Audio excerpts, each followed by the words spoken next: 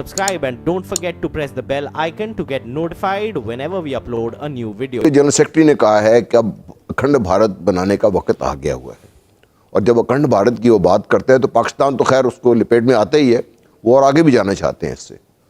तो तैयार तो वो हैं, तैयारी कर भी रहे हैं, और अपनी कौम को एक कुछ ना मेगलोमेनियस में मुब्तला कर दिया उन्होंने कि हम एक बहुत बड़ी कौम है, हम एक बहुत ताकतवर कौम है, हम इस खत्ते के बादशाह हैं, हमारी बात माने में राइट तो उन्होंने किया इंस्टिल, ठीक है जी।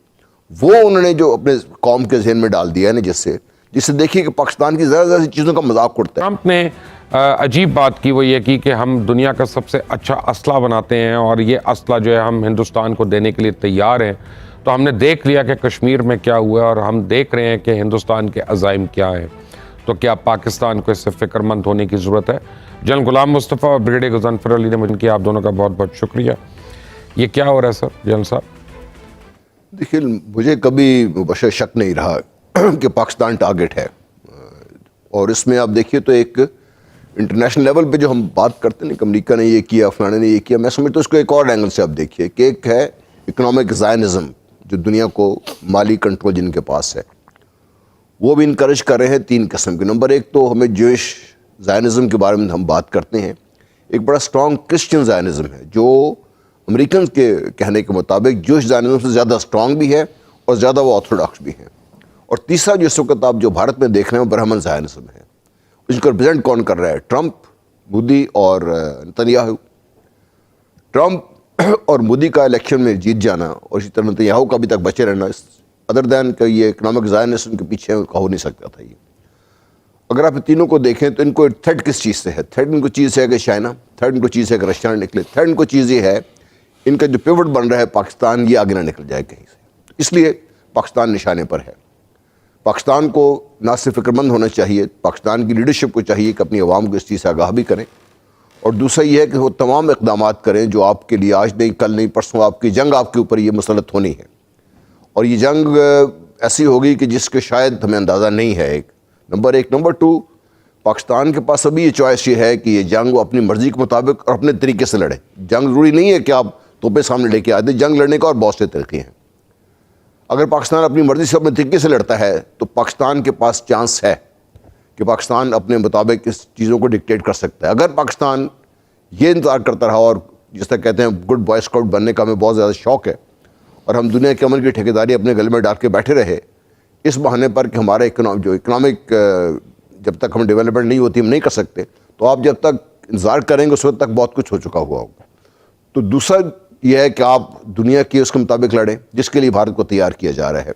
भारत के पास हर किस्म का असला ऑलरेडी मौजूद है, उसको लेटेस्ट असला अमेरिकन ऑफ़र कर रहे हैं। तो उनको ये है कि उनकी इंडस्ट्री चलेगी तो उनकी इकॉनमी चलेगी। प्रेसिडेंट बुश ने इलेक्शन जीतना है, इसलिए तालिबान से डील भी वो कर रहे हैं। तो उनका ख्याल ये है कि किसी स्टेज पर आकर एक तरफ से ईरान को, एक तरफ से अफगानिस्तान को, एक तरफ से पाकिस्तान को इस सेंटर में अगर आप निकाल दिया जाए खुदा न खास्ता इस सारे उसमें से, तो आप देखिए कि दुनिया का टोटल नक्शा जो है डिफरेंट होगा सारा। इसलिए पाकिस्तान टारगेट पे है, हमें फ़िक्रमंद होना चाहिए।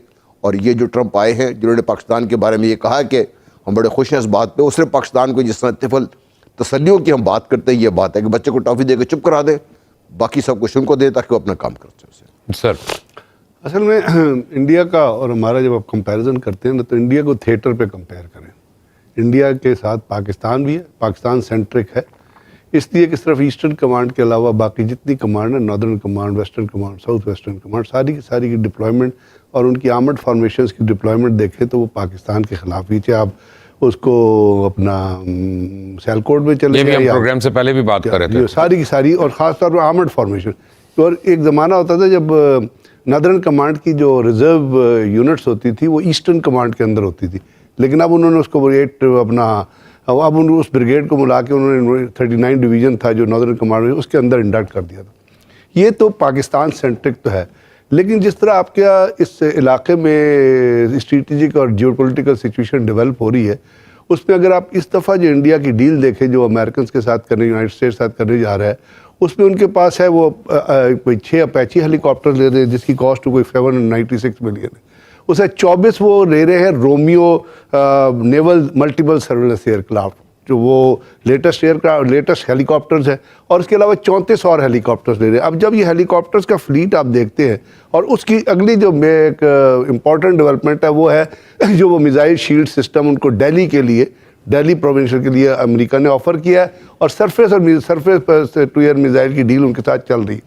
ابھی آپ اس اگر کانفیگریشن کو دیکھیں گے تو اس کانفیگریشن میں تمام کا تمامہ جو ایسٹ ہے، آج وہ تیجا کی بات کریں، لاک ہیڈ مارٹن کا جو بزنس ڈیولپمنٹ سینٹر ہے وہ کہتا ہے کہ جی تیجا جو ہے اس کو ڈیولپ کرنے کے لیے لاک ہیڈ مارٹن جو ہے وہ ملٹیپل رول ایئر کرافٹ کے لیے ڈیولپ کرنے کے لیے وہ امریکہ سے انڈیا سے کوآرڈینیٹ کرنا چاہتا ہے. لیکن کیا یہ لیکن میں یہاں پہ کہوں گا ہمارے ہاں ہم آلریڈی چائنا کے ساتھ مل کے وہ الحمدللہ وہ میزائل سسٹم کتنا افیکٹو ہے جو ابھی امریکن بیس کو دفاع نہیں کر سکا، وہ مرے یا نہیں مرے 24 میزائل وہ جو میزائل سسٹم جو دفاع نہیں کر سکا نا، امریکہ نے میزائل سسٹم آف کر دیا تھا. یہ یاد رکھیے گا میری بات، اس طرح اتنا آسان نہیں ہے. It was a planned attack against the refinery. It was not کہ ایران نے دونوں ملے ہوئے تھے، وہ کہ ایران نے میزائل، ایران نے کس نے کہا ایران نے پھینکے، پہلے اس پہ انویسٹیگیٹ کیجئے نا.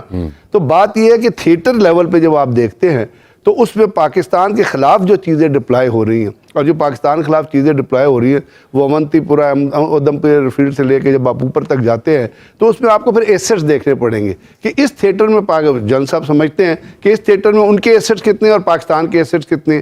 اور جو وار جو آپ فورس سینیریو میں جو فورس نہیں کر رہے ہیں نا، وہ کنونشنل وار اگر شروع ہوگی تو وہ صرف کنونشنل نہیں رہے گی، کیونکہ انہوں نے جب کولڈ اسٹرائک ڈاکٹرین ڈیولپ کی تھی تو پاکستان نے پھر سب سے پہلے امیڈیٹ کام کیا تھا، شارٹ رینج ٹیکٹیکل میزائل آپ نے ڈیولپ کیے تھے جو 300 رینج تک مار سکتے تھے. اس کا مطلب تھا کہ وہ جب بھی انہوں نے آپ سے اسٹریٹجی میں آگے نکلنے کی کوشش کی ہے، یعنی اسٹریٹجیکلی وہ اپنے آپ کو اپلفٹ کر کے اپنے آپ کو ایک فل پاور کے طور پہ شو کرنے کی کوشش کرتے رہے ہیں. پاکستان نے جس طرح رسپونڈ کیا اس کا ایک ریفلیکا جو ہے آپ کو بالا کوٹ میں نظر آتا ہے. دیور اپ وین دے کیسٹ کہ جی ہم نے وہاں پہ اسٹرائک کی ہیں، لیکن جب پاکستان نے اسٹرائک کی اور کہا کہ we will hit at the time of our own choosing, تو ہم نے جا کے وہاں پہ مارا. میرا اس تمام چیز کو کہنے کا مقصد یہ ہے کہ ہماری ان کی ڈیولپمنٹ کے کاؤنٹر جو ہمارے ابھی اپنے رات کا تجربہ کیا ہے، اب وہ سرفیس ٹو ایئر میزائل لینے کے لیے امریکن سے ڈیل کر رہے ہیں. آپ نے رات کا تجربہ کیا، رات 600 کلومیٹر اس کی رینج ہے،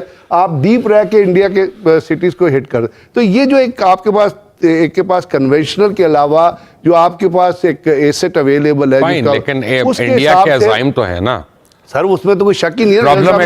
میں نے آپ کو کہا جب آپ کی ڈپلائمنٹ 85% آپ کے خلاف آ رہی ہے تمام، تو وہ تو ہے ہی، ہم انڈیا سینٹرک ہے and we have to be Indian centric. میں بالکل ایک ڈفرنٹ بات کرنے لگا ہوں، بڑی انکنونشنل بات کرنے لگا ہوں، مجھے پلیز معاف کر دیجیے گا اس پہ.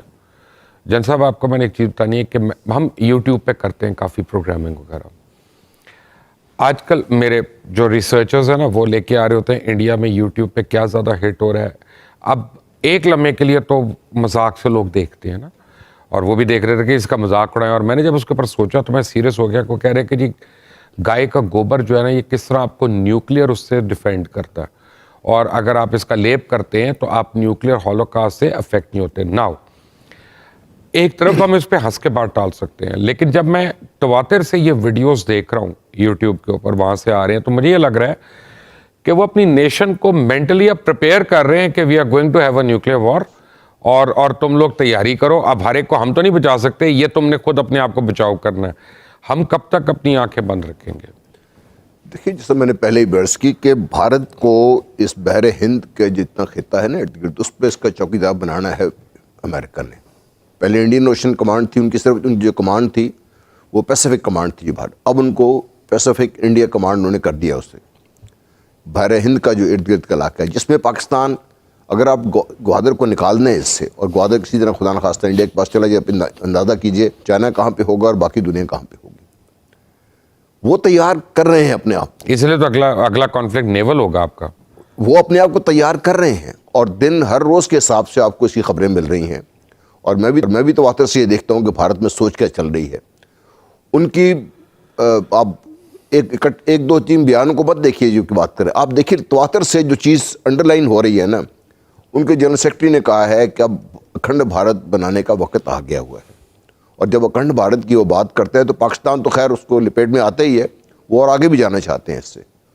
تو تیار تو وہ ہیں، تیاری کر بھی رہے ہیں، اور وہ اپنی قوم کو ایک کچھ نا میگلومینیا اس میں مبتلا کر دیا. انہوں نے کہا ہم ایک بہت بڑی قوم ہیں، ہم ایک بہت طاقتور قوم ہے, ہم اس خطے کے بادشاہ ہیں, ہماری بات مانے میں رائٹ تو انہوں نے کیا انسٹل. ٹھیک ہے جی, وہ انہوں نے جو اپنے قوم کے ذہن میں ڈال دیا ہے نا, جس سے دیکھیے کہ پاکستان کی ذرا ذرا سی چیزوں کا مذاق اڑتا ہے. ان کے اگر آپ وہ جو کامیڈی پروگرام دیکھیں تو وہاں پہ آپ کو اندازہ ہوتا ہے کہ وہ کس حد تک جا چکے ہیں اپنے لوگوں کو بات کرنے کے لیے.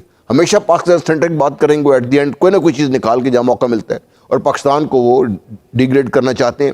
اور اس پہ جو لوگوں کا رسپانس ہوتا ہے وہ آپ کو اندازہ ہوتا ہے کہ یہ پڑھے لکھے انڈیا کی بات نہیں کر رہے آپ لوگ. مسلمانوں کے خلاف جو کچھ ہوا ہے اس کو گجرات میں لے کے آیا کیوں ہے, وہ دہلی میں کیوں نہیں لینڈ کرایا, کسی اور جگہ لینڈ کیوں نہیں کروایا, اس میں لے کے اسی لیے آیا دکھانے کے لیے کہ یہاں سے چونکہ مودی کے خلاف بات ہوتی ہے. ایز وی اسپیک دہلی میں بے انتہا فساد.